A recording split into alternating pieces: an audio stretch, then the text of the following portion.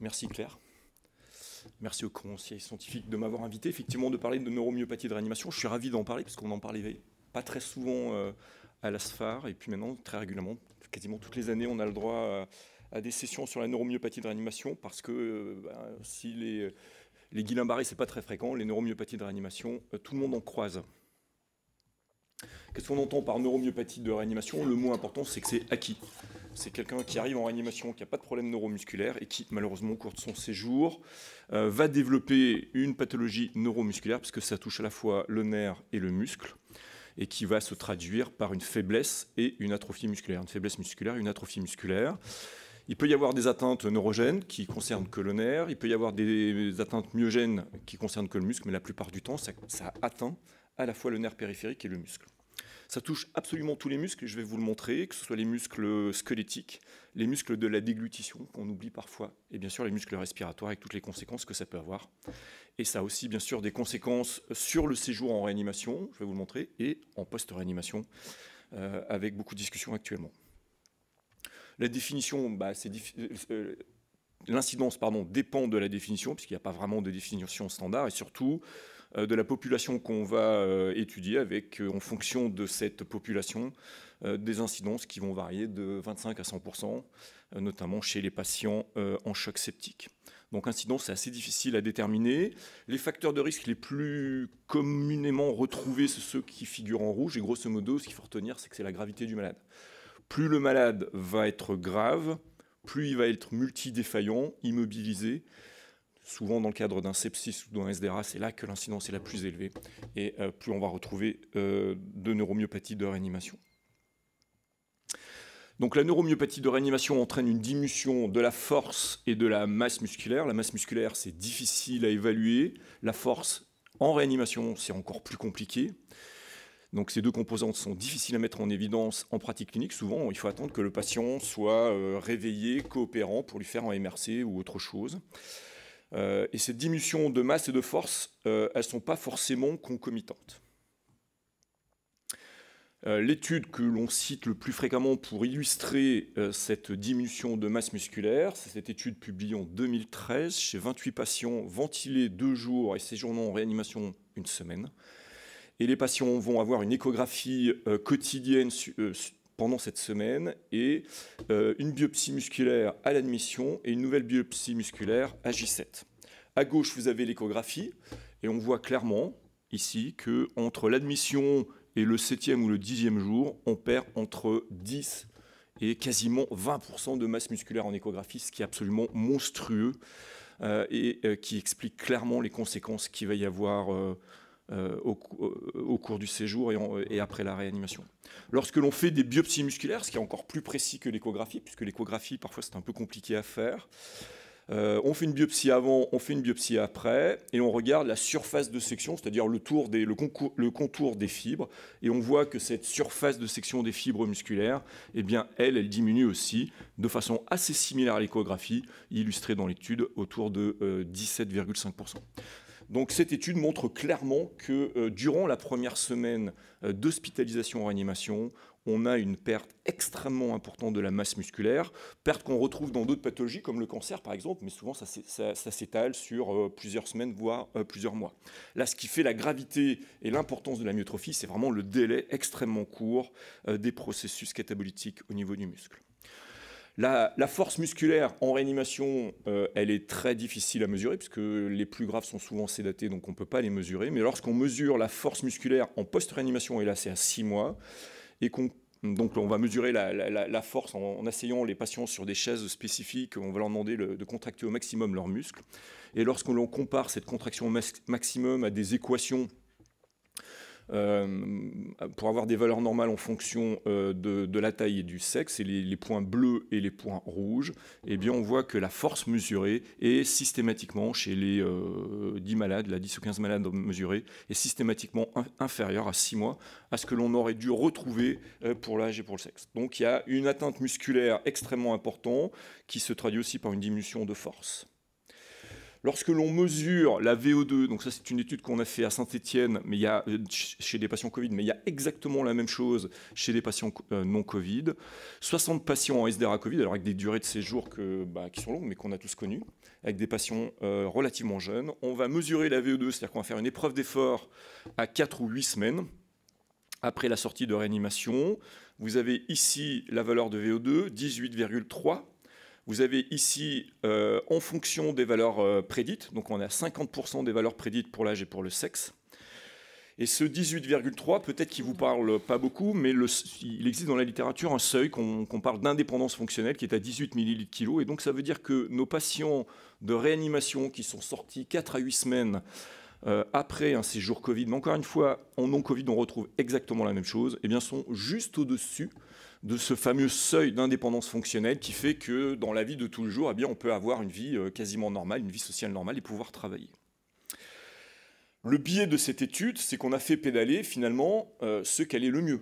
Parce qu'évidemment, ceux qui étaient grabataires dans leur lit ou incapables de monter sur un vélo, eh bien, ils n'ont pas été inclus dans l'étude. Donc ça veut dire que les chiffres qui sont déjà très bas reflètent ceux qui allaient finalement le mieux. Donc il faut penser que les chiffres sont encore plus bas que cela. Ces mêmes malades, on les a revus à 6 mois, et à 6 mois, donc c'est un papier qu'on a publié cette année, eh bien on est encore à 72% des valeurs prédites, avec des variabilités d'un sujet à l'autre. Il y a des sujets qui sont quasiment à la VO2 max, alors que d'autres sont encore très en dessous. Donc certains patients vont récupérer, d'autres ne récupèrent pas du tout à 6 mois. C'est des choses qui existent déjà dans la littérature, je vais vous le montrer, sur d'autres paramètres que la VO2. Et en moyenne, on n'est qu'à 6 mois, à 72% des valeurs normales. Donc il manque encore quasiment un quart. Donc cette atteinte de masse et cette atteinte de force, donc on a vu qu'il y a des conséquences sur la VO2, mais il y a aussi des conséquences sur la vie de tous les jours. Là aussi, c'est une étude, c'est probablement la première qui illustre ce point. 109 patients survivants en SDRA, donc avec des durées de séjour très similaires aux patients Covid. Et ces patients, on va les évaluer à 3 mois, 6 mois et 12 mois sur des critères de qualité de vie ou des critères fonctionnels relativement simples. Le test de marche, le retour à une activité professionnelle, c'est un critère qu'on retrouve souvent dans la littérature, et puis un score de qualité de vie, le SF36. Eh bien, on voit que sur l'évaluation à 3 mois, 6 mois et 12 mois, on est toujours en dessous des valeurs prédites pour l'âge et bien en dessous.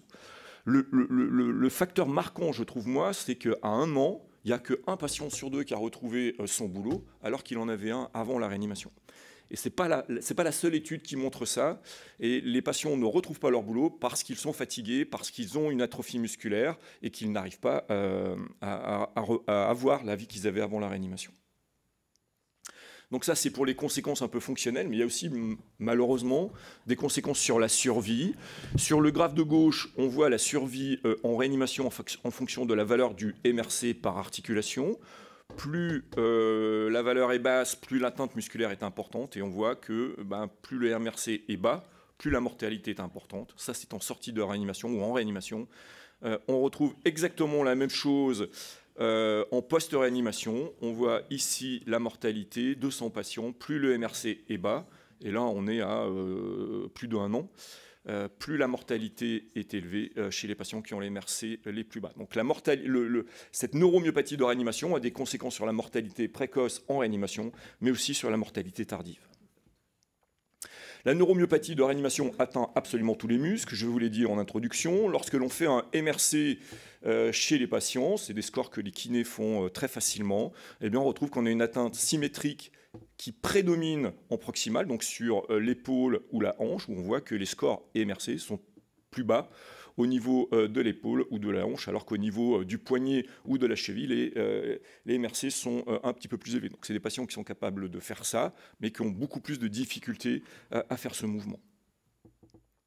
On a aussi des conséquences sur les muscles respiratoires, c'est plus difficile à mettre en évidence, mais lorsque l'on fait des scanners à des patients qui ont un sepsis ou qui n'ont pas de sepsis et qui donc séjournent en réanimation, eh bien, par des traitements d'image, on voit que le volume du diaphragme est systématiquement plus petit, plus bas dans le groupe septique par rapport au groupe non septique non ventilé. Donc, une atteinte des muscles locomoteurs, une atteinte des muscles respiratoires et des troubles de la déglutition qui sont extrêmement fréquents chez ces patients, avec un croisement entre les facteurs de risque de la neuromyopathie de réanimation et des risques d'avoir des troubles de la déglutition. Ces troubles de la déglutition vont aggraver le pronostic du malade parce que ces patients vont faire des pneumopathies d'inhalation et ils sont souvent difficilement sortables de réanimation. Parfois, il faut les trachéotomiser. Le diagnostic de la neuromyopathie de réanimation, il repose sur le MRC. C'est le principal score que l'on utilise pour caractériser les malades. C'est un score qui est souvent fait par les kinés. Enfin, c'est comme ça que c'est fait chez nous. On va s'intéresser à toutes les articulations et on va regarder s'ils sont capables de bouger seuls ou de bouger contre un mouvement d'opposition ou contre la gravité. Ça permet de scorer toutes les articulations de 0 à 5, 5 étant la force normale, 0 étant l'absence de contraction. Ça fait un score de 0 à 60. Et dans la littérature, il est marqué que si le MRC est inférieur à 48, eh bien, le patient a une myopathie de réanimation. Bien évidemment, pour pouvoir coter un MRC, il faut un patient qui soit réveillé, capable de répondre à des ordres simples et coopérant. Souvent, ça met un certain nombre de jours. En moyenne, c'est une dizaine de jours. Et donc, avant ces 10 jours, on n'a pas vraiment de moyens pour dire ce patient, il a déjà une atteinte neuromusculaire. L'autre façon de faire, c'est d'utiliser un hand grip. Donc, c'est une pince. On va demander au patient de serrer cette pince. Et il existe dans la littérature des seuils chez l'homme et chez la femme pour définir la neuromyopathie de réanimation. On peut faire un électroneurommyogramme qui n'est pas systématique, qui n'est pas indispensable, mais qui va permettre de différencier, enfin déjà de confirmer le diagnostic ou un diagnostic différentiel quand on a un doute, et d'identifier une atteinte neurologique périphérique qui souvent a un moins bon pronostic qu'une atteinte musculaire associée. Pour la recherche, on peut faire des échographies musculaires, puisqu'on a dit qu'il y avait une fonte musculaire, eh bien on peut la quantifier en échographie musculaire, c'est le type de technique qu'on fait. Et de façon encore plus expérimentale, on peut provoquer des stimulations musculaires en stimulant le muscle et mesurer la force, et voir si cette force, elle est très précocement atteinte. Mais alors là, c'est vraiment de la recherche fondamentale quasiment. Une autre chose sur laquelle on est en train de travailler, je vous l'ai mis parce que ça peut être intéressant, c'est l'intérêt du scan en L3. Le scan en L3 avec des traitements d'image, ça donne ce type de photos où on peut mesurer la surface du muscle. Et les scanners, on en fait quand même très très fréquemment chez nos patients, notamment en l'admission. Quand un patient a un choc septique, ce n'est pas étonnant d'avoir un scan abdominal. Et on peut traiter ce scan abdominal en L3. Alors il ne faut pas qu'il y ait d'injection d'iode au début, sinon ça va perturber la mesure.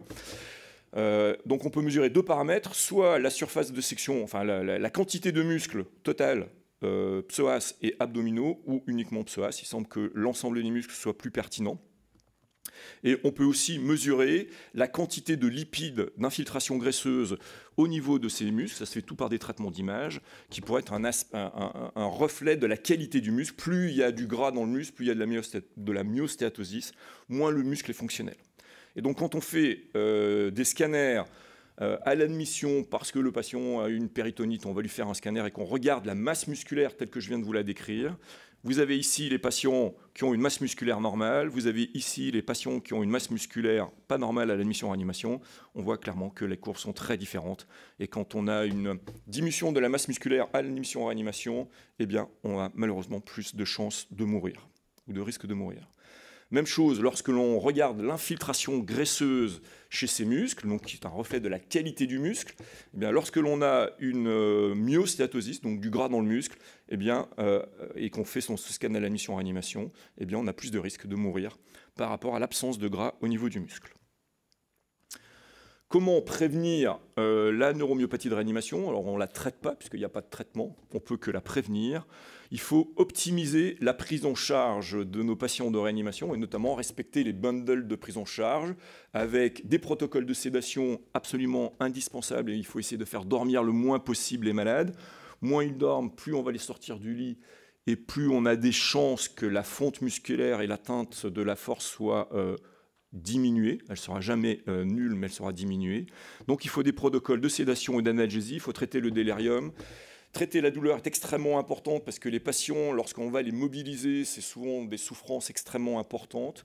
Donc il faut savoir les calmer pour qu'ils puissent rester le plus longtemps possible sur un fauteuil. C'est aussi la mobilisation précoce et je vais vous montrer des exemples. Il y a une étude Bon, elle date de 10 ans, mais je ne suis pas certain que les résultats soient très différents actuellement. Mais cette étude montrait qu'un jour donné en Allemagne, 55% des patients qui étaient intubés n'avaient absolument aucune mobilisation, alors active, parce qu'il y avait de la mobilisation passive, mais il n'y avait absolument aucune mobilisation passive et un quart parce que le patient dormait trop. Il faut bien sûr avoir un contrôle glycémique et une nutrition correcte, parce que si on n'est pas nourri correctement, eh bien, on va perdre du muscle, c'est obligatoire. Un exemple de protocole de mobilisation précoce qui avait montré son intérêt, arrêt quotidien de la sédation, donc d'où l'importance de bien monitorer la sédation des patients. Chez les patients qui restaient inconscients, uniquement de la mobilisation passive, et chez les patients qui étaient coopérants, on faisait de la mobilisation active, progressive. D'abord lever au bord du lit, participer aux tâches de la vie quotidienne, donc c'était la toilette, essayer de s'habiller, essayer de manger seul, transfert actif du lit au fauteuil et, si possible, la marche. Il ne faut pas, à mon sens, avoir comme objectif ultime chez ces patients-là de les faire marcher absolument. Simplement, déjà, je trouve que de les mettre au fauteuil, c'est des efforts extrêmement importants. Ça va solliciter tous les muscles de la posture et c'est déjà, à mon sens, pas si mal. Donc la marche, à mon sens, n'est pas forcément un objectif. On voit toujours des gens qui marchent avec des ECMO, avec des sondes d'intubation. Je pense qu'il ne faut pas non plus exagérer. Faisons déjà des trucs, des protocoles de réhabilitation relativement simples. Donc lorsqu'on faisait cette mobilisation précoce et qu'on arrêtait précocement la sédation, c'est la courbe bleue, eh bien on avait une amélioration du retour à un statut indépendant, fonctionnel indépendant. Ça veut dire que les patients étaient capables de se mouvoir seuls, de manger seuls, de s'habiller seuls et de faire leur toilette seuls. Ce qui est déjà pas si mal. Ça permettait aussi une diminution du délirium de façon très significative. On peut aussi contrôler la glycémie. Alors, il y a eu plein de controverses autour du contrôle de la glycémie. On sait que contrôler trop fort la glycémie, c'est mauvais, mais la contrôler entre 0,8 et 1 g par litre, dans cette étude, montrait qu'à gauche, sur la neuromyopathie de réanimation, en rouge, les groupes contrôle pas strict conventionnel de la glycémie, en bleu, contrôle strict de la glycémie, eh bien, on avait une diminution de la neuromyopathie de réanimation. On peut faire de l'électrostimulation musculaire, c'est-à-dire mettre des électrodes sur le muscle, envoyer des stimulations électriques et comme ça entraîner une contraction du muscle. Lorsque l'on fait des études où une jambe est stimulée, l'autre jambe n'est pas stimulée et qu'on fait une biopsie avant stimulation et une biopsie après une petite semaine de stimulation, vous avez ici la jambe non stimulée et on voit que, comme je vous l'ai montré en introduction, on a autour de 20% de perte de masse musculaire. Lorsque l'on stimule le muscle, la jambe stimulée, eh bien, on a réversé complètement sur des biopsies musculaires la myotrophie observée dans le groupe non stimulé. Lorsque l'on regarde les études sur des critères non plus histologiques, mais sur des critères cliniques, les résultats sont un peu moins probants. C'est peut-être la raison pour laquelle la stimulation musculaire est pas largement utilisée dans nos unités, mais elle réverse quasiment complètement les processus cataboliques du muscle. Je vous l'ai dit aussi en introduction, la neuromyopathie de réanimation et la réanimation en elle-même a des conséquences sur le long terme. C'est ce qu'on appelle le syndrome post-réanimation, avec des symptômes physiques qui sont musculaires, mais pas uniquement. On retrouve aussi des problèmes pulmonaires, cardiovasculaires, rénaux, des problèmes de dénutrition aussi. Des symptômes psychiques autour de la dépression et du stress post-traumatique, et des symptômes cognitifs avec des troubles de l'attention, des troubles de mémoire, des troubles de la concentration. D'où l'intérêt de voir systématiquement les patients les plus à risque en post-réanimation dans des filières de prise en charge spécifiques, puisque c'est très intéressant de faire le diagnostic de ces symptômes physiques, psychiques ou cognitifs, mais faut-il encore les traiter et pouvoir adresser le patient dans la bonne filière, car le diagnostic en lui-même ne suffit pas.